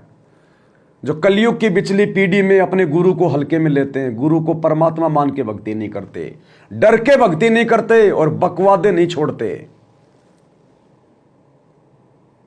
परमात्मा कहते हैं गुरु गलत यूं होत हैं नानक जेहा पंथ। गुरुदेव कह रहे कि नानक जी ने कितना अच्छा पंथ चलाया था, लेकिन आगे चलकर उनके फॉलोवर ने उस पंथ को मिट्टी में मिला दिया, दूषित कर दिया। नानक जी ने कितना अच्छा पंथ चलाया था, लेकिन उनके भक्तों ने, उनके फॉलोवर ने आगे चल के चंद स्वार्थों के लिए, दान धर्म के लालच में, पैसे के लालच में, मान बढ़ाई के लालच में उस पंथ में सभी को शामिल कर लिया, ऐरे गहरे को, गधे घोड़े को। नानक जी हर किसी को दीक्षा नहीं देते थे, पहले उसकी जांच करते थे, उसको मान मर्यादा समझाई जाती थी कि भाई अगर इन तमाम बुराइयों से दूर हटके भक्ति करे तो मेरे से उपदेश ले। मुझे चेले बनाने की, भीड़ जमा करने की भूख नहीं है, मुझे तुम्हारे दान धर्म से, दक्षिणा से कोई लालच नहीं है। अगर तू इस ज्ञान को समझकर वास्तव में अपनी आत्मा का कल्याण करवाना चाहता है तो मेरे से उपदेश ले। यहां भीड़ इकट्ठी नहीं करनी, मैंने मुगलों के साथ में कोई लड़ाई नहीं लड़नी, मैंने कोई फौज तैयार नहीं करनी, खेत में तुम्हारे को मजदूर बना के काम नहीं करवाना। तो कहते हैं नानक जिन्होंने इतना अच्छा पंथ चलाया और बाद में उनके फॉलोवर ने मिट्टी में मिला दिया उनके पंथ को। गुरु गलत यूं होत हैं नानक जेहा पंथ, कि श्री नानक जी के पंथ में जाके देख लो आज क्या हाल हो रखा उस पंथ का। वही स्थिति वर्तमान में काल सतगुरु रामपाल जी के फॉलोवर से, सतगुरु रामपाल जी के परिवार वालों से, इन कोऑर्डिनेटरों से गलतियां करवाने जा रहा है, और गलतियां ये लोग कर चुके हैं। हालांकि ये तो समर्थ है, कलयुग की बिचली पीढ़ी है, ठीक का समय, धरती पे पूर्ण परमात्मा स्वयं प्रकट हैं, इसलिए काल की दाढ़ नहीं गल पाएगी, लेकिन कोशिश काल ने पूरी की पूरी की, उसकी पार नहीं बसारी वो बात अलग है, लेकिन कोशिश उसने वही कर दी जो अन्य पंथों में गंदगी फैलाने की। आज गुरुदेव के जेल जाने के बाद उनके परिवार ने चंद पैसों के लालच में, ज्योति पाठ और दान के लालच में, अपनी मान बढ़ाई के लिए इस पंथ में गधों को और घोड़ों को, शब को जोड़ दिया। कोई मर्यादा निभाए ना निभाए कोई दिक्कत नहीं, बस आश्रम में आते रहो, अपनी कमाई का पैसा हमें देते रहो ज्योति पाठ के रूप में। आज इन्होंने गधों को और घोड़ों को एक ही खूंटे से बांध दिया। दुर्गति करके रख दी उनके पंथ की, दुर्गति। और एक नहीं, आपको सैकड़ों उदाहरण दे सकता हूं, सैकड़ों, बहुत सारे एग्जाम्पल हैं। एक लड़का दिखाता हूं आपको मैं, आप सब जानते होंगे इसको, इसकी शक्ल दिखा देता हूं एक बार मैं आपको। नग्गड़ आदमी, नग्गड़, इसकी शक्ल दिखा देता हूं आपको थोड़ी सी, एक बार पहचान जाएंगे आप इसको। ये नंगड़ आदमी, नंगड़, कपड़े उपड़े निकाल के बैठा हुआ है, नंगा होके, नीचे पहन रखा नहीं पहन रखा हमें नहीं पता, क्योंकि नीचे का दिखाई नहीं दे रहा कुछ। ये लड़का जिसको आप जी बॉलीवुड का एक्टर ऋषि राज मानते हो, ऋषि राज, जिसने इन सतलोक आश्रमों से दीक्षा ले रखी है, इसके गले में क्या, ध्यान से देख लो, इसके गले में क्या है, देख लो। ये गुरु गलत यूं होत हैं नानक जेहा पंथ, सतगुरु रामपाल जी का लोकेट। कई बार आपने इसको आश्रमों में भी देखा होगा।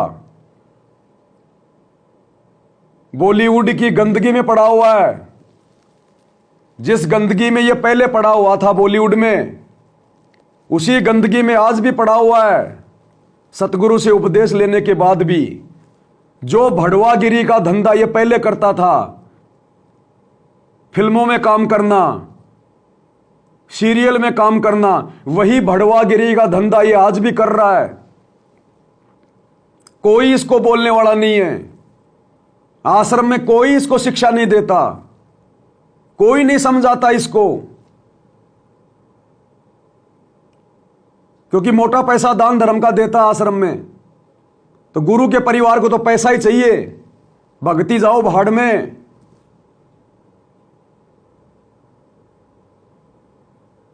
गधा आओ चाहे घोड़ा आओ, कोई मतलब नहीं है। आगे चलकर यही गंदगी सतगुरु रामपाल जी के बदनामी का कारण बनती है। अरे ये क्या शिक्षा दे रहा है लोगों को सतगुरु से उपदेश लेने के बाद? क्या प्रेरणा दे सकता है ये समाज को?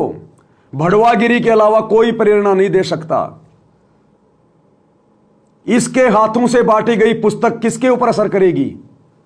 इसके मुंह से सुनाया गया सत्संग किसके ऊपर असर करेगा, जो खुद अपने गुरु की एक भी बात को अपने जीवन में लागू नहीं कर रहा?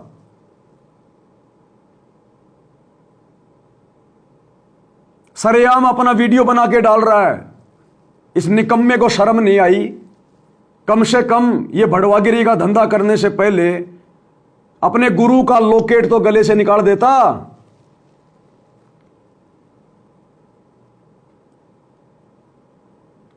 ये बुद्धि है कहां? ये बुद्धि नहीं है, ये बुद्धि नहीं है भाई और बहनों। आज भी सतलोक आश्रमों से जुड़े हुए भाई बहन 99% जो सार शब्द प्राप्त हैं, जिनको शतनाम मिल गया, जिनको सारनाम मिल गया, जिनकी 50-50 साल की 60-60 साल की उम्र हो रही है, आज भी उन्होंने संभोग करना नहीं छोड़ा, स्त्री मिलन नहीं छोड़ा। खोपड़ी में जिनके सफेद बाल आ रहे हैं, वो भी रात्रि में अपनी औरत के साथ में लिपट के सोते हैं। शर्म नहीं आती उनको? उनके बच्चे उनके बराबर की उम्र के हो रहे हैं, उनके बच्चों की शादियां हो गई, लेकिन वो खुद अभी भी संभोग क्रिया में लगे हुए हैं और कहते हैं हम सारनामी हैं, हमें सार शब्द मिल गया, सतनाम मिल गया। और उन सब के गले में लॉकेट, रात्रि को स्त्री भोग करते हैं और गले में उनके गुरुजी का लॉकेट लटका रहता है। सद्बुद्धि नहीं है उनको। ये बॉलीवुड की उसी गंदगी में पड़ा हुआ है जिस गंदगी में ये नाम दीक्षा से पहले पड़ा हुआ था।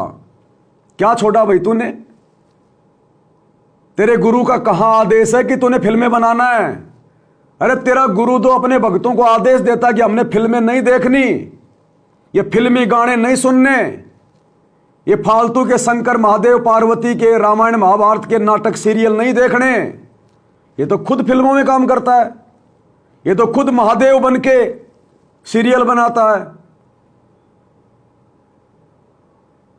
और इनको बहुत बड़े भगत की उपाधि दी जाती है।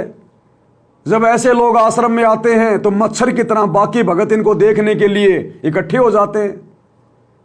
यह है भड़वागिरी। गुरु गलत यूं होत है नानक जेहा पंथ।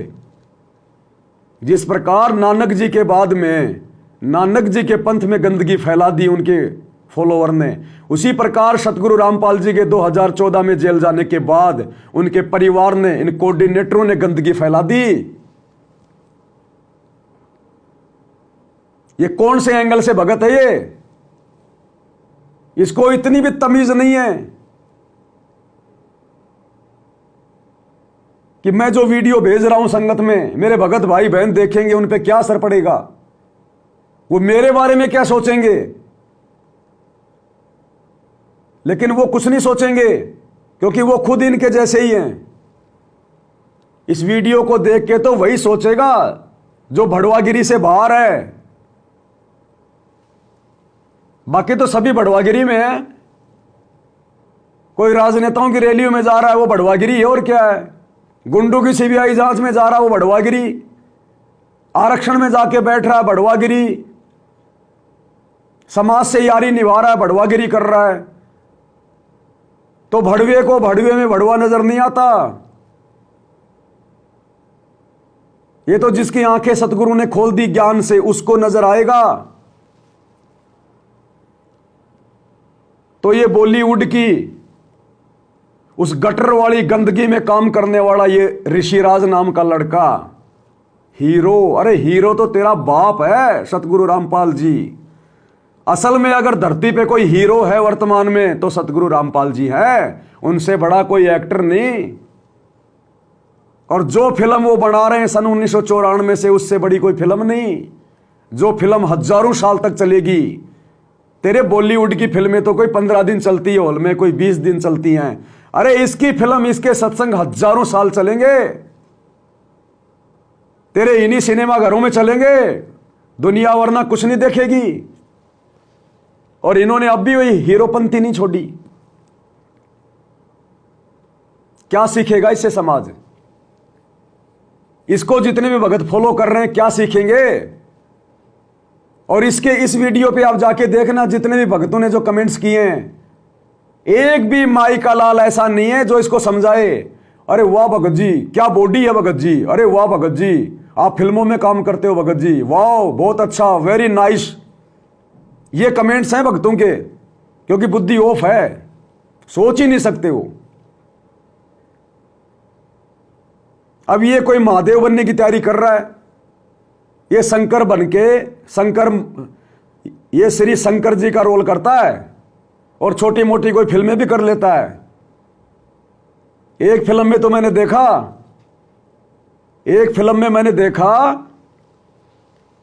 एक टोवेल के अंदर नारियल बांध के और 2-4 लोगों का ये सिर फोड़ रहा है।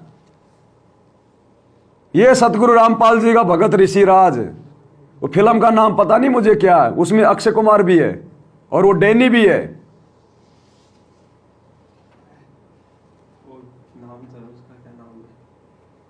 पता नहीं क्या नाम है, क्या लेना देना अपने को। ऐसे बड़ुओं की फिल्मों का नाम भी लेना बेकार है। इन बड़ुओं की फिल्मों का तो नाम लेना भी बेकार है, नहीं तो कोई देखेगा बेचारा, उसका समय बर्बाद होगा। तो उसके अंदर वो टोवेल में नारियल बांध के और ये लोगों के सिर फोड़ रहा है। इनको नकली काम करने बहुत अच्छे लगते हैं। इन्होंने यही सीखा है इन आश्रमों में, मिट्टी के नकली बैल, नकली काम। इनका भगवान नकली दाढ़ी मूछ वाला, तो ये असली काम कहां से करेंगे? तो नकली एक्टिंग कर रहा है, ये नकली फिल्में बना रहा है। इसकी फिल्में क्या देंगे समाज को? ये भगत होके फिल्में बना रहा है, क्या शिक्षा देगा समाज को? ये इसकी फिल्में क्या शिक्षा देंगी समाज को? गंदगी कभी किसी को पवित्र कर सकती है क्या? तो ये कोई मेकअप रूप में बैठा, मेकअप रूप में।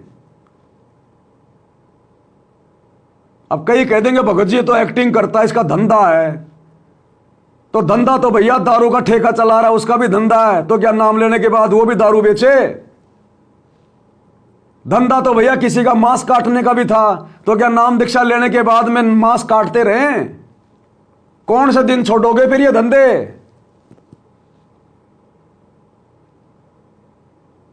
अरे जिस बॉलीवुड की गंदगी ने समाज को सबसे ज्यादा बिगाड़ा, तुम्हारे गुरु के भक्ति मार्ग में सबसे ज्यादा गंदगी किसने फैलाई? तो इन फिल्मों ने, इन धारावाहिक ने, इन सीरियल ने। तुम्हारा गुरु तो इन नकली ब्रह्मा विष्णु महेश की, शंकर भगवान की असलियत को सबके सामने लाना चाहता है।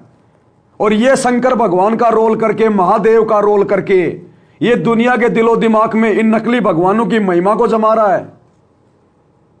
अरे डूब के मर जाना चाहिए इसको। अगर इसको कोई 20 करोड़ रुपए दे तो भी इसने ये रोल नहीं करना चाहिए शंकर जी का। अरे अब तू भगत बन गया, तेरे को परमात्मा ने भगत का रोल दे दिया, अभी भी तू काल के बेटे का रोल कर रहा है। तो ये मेकअप रूम में बैठा है, और वो जो मेकअप करने वाला इसका मेकअप कर रहा है, इसके झूठे बाल लगा रहा है, नकली बाल लगाएगा, इसके थोबड़े को पता नहीं लाल काला पीला करेगा, पाउडर पाउडर क्रीम करम क्या लगाते हो मेकअप में, नकली इसको वो कपड़े पहनाएगा और महादेव बना के खड़ा कर देगा। और गले में लटका रखी है सतगुरु रामपाल जी की फोटो। दुनिया को संदेशा दे रहा है कि सतगुरु रामपाल जी की भक्ति में ये फिल्में देखना कुछ मना नहीं है। वो तो सतगुरु रामपाल जी ने फालतू में ऐसे बोल दिया, देखो मैं तो उनका भगत हूं, मैं तो फिल्में में काम करता हूं, मैं तो फिल्में बनाता हूं। क्या ये किसी को कहेगा कि फिल्में मत देखना? क्या ये बंदा किसी को कह सकता है जो खुद फिल्में बनाता है कि भैया फिल्में मत देखो, फिल्में मत देखो? तो ये काहे का भगत है? ये गुरु कह रहा है फिल्में नहीं देखनी और ये फिल्म बना रहा है, तो ये कैसे दुनिया को कहेगा कि फिल्में नहीं देखनी? ऐसे गधे आश्रमों में लाके बांध दिए गए, पता ही नहीं चल रहा गधा कौन है, घोड़ा कौन है। और इनको परम भगत समझे जा रहे हैं। इनको देख के भगत बड़े प्रभावित होते हैं, ओ हो ऋषिराज भगत आ गया, ऋषिराज भगत आ गया। नाम तो ऋषिराज यानी परम भगत, ऋषियों में सर्वश्रेष्ठ, और काम गधे से भी गया बीता, कुत्ते से भी गया बीता काम। बॉलीवुड तो बढ़ुओं की मंडली है, बढ़ुओं की मंडली, जिन्होंने तुम्हारे गुरु के भक्ति मार्ग में सबसे ज्यादा बाधा पैदा कर रखी है। तो देख लो एक बार इसको, 2-2.5 मिनट का वीडियो है। कहां जाएगा ये श्रृंगार करा के? साइड में लगाऊं क्या? उसके अंदर लगाऊं क्या वीडियो साइड में? ना वैसे देख लेंगे, क्या इसकी शक्ल दिखा के क्या करना है? ऐसों की तो शक्ल देखना भी पाप है, ये तो मेरी मजबूरी है, मैं दिखा रहा हूं। परमात्मा कहते हैं जानबूझ सांची तजय करे झूठ से ने, ये जानबूझ के तो बकवाद कर रहा है। और ऐसे लोगों की तो संगति प्रभु स्वप्न में भी ना दे। इन्हीं के लिए कहा परमात्मा ने, पापी प्रभात ना भेटो मुख देखे पाप लगे जिसका, 9 मास गर्भ में तराश दी धिक्कार जन्म इसकी मां का। और ऐसे लोगों को जो सपोर्ट कर रहे हैं भगत, धिक्कार है उनकी माताओं को। ऐसे निकम्मों को तो गर्भ में मर जाना चाहिए था, गर्भ के अंदर, ताकि आज ऐसे परम संत की बदनामी का कारण ना बनते। अब पाओगे तुम मोक्ष अपने गुरु जी के सतलोक जाने के बाद। अरे जब गुरु के रहते सहते ये परम भगत भड़वागिरी नहीं छोड़ रहे, तो गुरु के सतलोक जाने के बाद तो मोक्ष पाओगे क्या? इसलिए दास कहता जब तक गुरु है तब तक भक्ति है, तब तक मोक्ष है, बाद में कुछ नहीं मिलेगा। तो देख लो, इसका मेकअप करवा रहा है नंगा होके, किसको दिखा रहा है? अपनी छाती। ये गुंडे मवाली लोग घूमते हैं ऐसे, ये गुंडे मवालियों को भी शर्म है, वो कम से कम जो है मतलब कि बनियान तो पहनते हैं। इसको शर्म नहीं आई कि तू वीडियो बनाएगा फिर तू संगत में डालेगा, संगत क्या सोचेगी? लेकिन शर्म नाम की चीज है ही नहीं, क्योंकि बॉलीवुड वालों को अगर शर्म आ गई तो फिर तो पूरा देश ना सुधर जाएगा। तो भड़वों को शर्म थोड़ी होती है। देख लो ये क्या मेकअप करवा रहा है और क्या बनेगा ये। और भगत है, तुम्हारा गुरु भाई है, ऐसा वैसा मत समझना इसको, तुम्हारा गुरु भाई है, ऋषिराज एक्टर। कई भगत तो इसीलिए इसकी चापलूसी करते हैं कि मेरे को भी छोटा मोटा कोई फिल्मों में कोई चपड़ासी का रोल मिल जाएगा।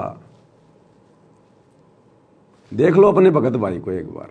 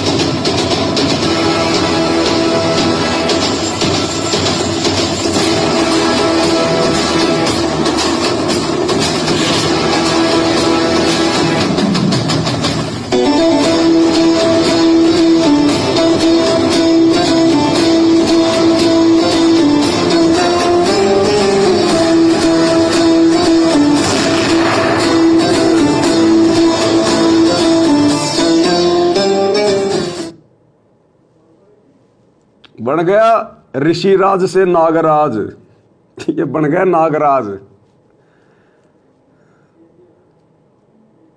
ये है सतलोक आश्रमों से जुड़े हुए हमारे भगत। गुरु गलत यूं होत हैं नानक जेहा पंथ। ये बड़वागिरी गुरु के रहते सहते नहीं छूट पा रही, गुरु के सतलोक जाने के बाद कैसे छूटेगी? ये हिजड़े नहीं होते, ये जब मार्केट में पैसा मांगने के लिए निकलते हैं तालियां पीट पीट के, उससे पहले मेकअप करते हैं पूरा ऋषिराज की तरह।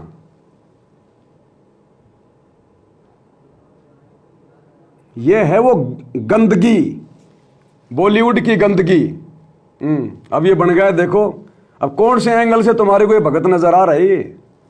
दुनिया भर का नकली आभूषण, दुनिया भर की नकली पोशाक, नकली बाल, नकली मेकअप, क्या ये? अरे इस वीडियो को जब हमारी सतलोक आश्रमों से जुड़ी हुई माता बहनें देखेंगी तो वो कैसे छोड़ेंगी ब्यूटी पार्लर में जाना, आईब्रो बनवाना, मेकअप करना, सोने चांदी पहनना। वो कहेंगे अभी तो हमारे भगत भाई नहीं छोड़ रहे। जब हमारा गुरु भाई बड़वागिरी नहीं छोड़ रहा तो हम बड़वागिरी क्यों छोड़ें? हम भी तो उसी गुरु की चेली हैं। भक्ति विधान ये कहता है कि ऐसे भड़ुओं को, इसने तो नाम ले रखा है, अगर नाम नहीं ले रखा है तो भी ऐसे भड़ुओं को सतगुरु के उस पवित्र स्थान पर आश्रम में पैर टेकने की जगह भी नहीं देनी चाहिए, पैर टेकने की जगह भी। यह सतगुरु का विधान कहता है। और ये भगत होके भड़वागिरी कर रहे हैं, बॉलीवुड की उस गंदगी में रमे हुए हैं, ये दुनिया भर का पाखंड कर रहे हैं। क्या शिक्षा देगा ये समाज को? अन्य लोगों को जब पता चलेगा कि ये सतगुरु रामपाल जी का भगत है, वो कैसे मर्यादा निभाएंगे? कैसे उनमें संघर्ष करने की वो प्रेरणा जागृत होगी? इसलिए तो बेड़ा गर्क हो रखा है, बेड़ा गर्क, 90% संगत का बेड़ा गर्क। इसलिए दास कहता है ये जितने भी आश्रम हैं ये काल की कैद है, काल की कैद। और एक भी भगत मर्यादा में नहीं है, एक भी भगत। जबकि आश्रम संचालकों को चाहिए कि ऐसे निकम्मों को आश्रम में एंट्री भी नहीं होनी चाहिए, जबकि इनका तो स्वागत किया जाता है, स्वागत। तो ये आश्रम है क्या? ये तुम्हारे गुरु ने खुलवाए हैं क्या? ये है मनमाना आचरण।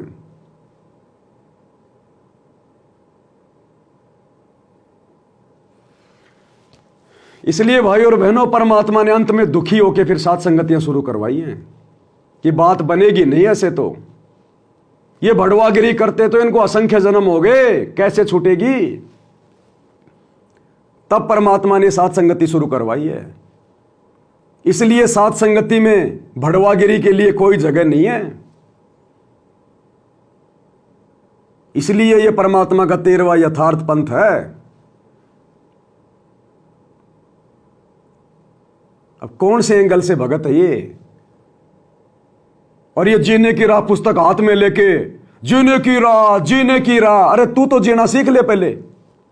अरे तेरा गुरु जैसा जीवन देना चाहता है वैसा जीवन तू तो सीख ले। उस जीने की राह में इन फिल्म वालों को गुरुजी ने भड़वा बताया, भड़वा। तो तेरे गुरु ने तेरे को तो भड़वा बोल दिया। तू तो भड़वागिरी का काम कर रहा है और दुनिया को जीने की राह पुस्तक बांट के कह रहा जीने की राह, जीने की राह। संत सतगुरु रामपाल जी का ज्ञान समझो। तू तो समझ ले पहले। इसलिए तो गुरु के ज्ञान का किसी पे कोई असर नहीं हो रहा, क्योंकि ज्ञान प्रचार करने वाले खुद ही ज्ञान में नहीं चल रहे। अरे तुमसे तो महात्मा गांधी अच्छा। महात्मा गांधी, एक बुढ़िया का बेटा बहुत ज्यादा मीठा खाता था, तो बुढ़िया ने सोचा कि कहीं भाई बेटे की दिक्कत ना हो जाए, तो सोचा कि महात्मा गांधी जी महापुरुष हैं, उनके वचन में शक्ति है, लोग बड़े बड़े लोग उनकी बात मानते हैं, तो मेरा बेटा भी मानेगा। तो महात्मा गांधी के पास गई, महात्मा जी को प्रणाम किया। बोले महात्मा जी मेरा बेटा बहुत ज़्यादा चॉकलेट खाता है, बहुत ज़्यादा मीठा खाता है, महाराज कल को बीमार हो जाएगा, मेरी बात मानता नहीं। आप महात्मा हैं, बड़े बड़े लोग आपकी बातें मानते हैं, अंग्रेज भी आपकी बातें मानते हैं, मेरा बेटा भी मानेगा। तो महात्मा गांधी ने कहा कि बहन तू 1 सप्ताह के बाद में आना। चली गई, सोचा भाई कोई इमरजेंसी काम होगा, कहीं जाना होगा।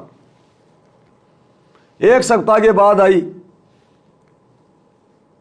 तो महात्मा गांधी ने उस लड़के से कहा कि बेटा मीठा मत खाया कर, मीठा स्वास्थ्य के लिए ठीक नहीं होता। तो बेटा बोला ठीक है महाराज जी, नहीं खाऊंगा। बोला जा बेटी। तो उस बहन ने कहा कि महाराज जी अगर आपने यही बातें बोलनी थी तो ये बातें तो आप सप्ताह भर पहले भी बोल देते, क्यों मेरे पैर तुड़वाए, आज वापस यहां आई हूं। तो महात्मा गांधी ने कहा कि बेटा जब तू आई थी ना उस समय तक तो मैं खुद ही गुड़ खाया करता था, मैं खुद ही मीठा खाता था बहुत ज्यादा। अगर उस समय मैं इसको बोलता कि बच्चा मीठा नहीं खाना चाहिए, मीठा खराब है, और मैं मीठा खा रहा हूं, तो मेरी बात का तेरे बेटे पे असर नहीं होगा।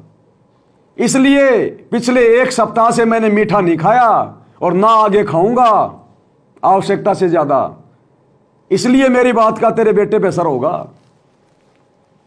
तो बताओ, ये बॉलीवुड के ये बढ़वा इसलिए कह रहा हूं क्योंकि वो सतगुरु रामपाल जी का भगत होने के बाद भी बढ़वागिरी का काम कर रहा है।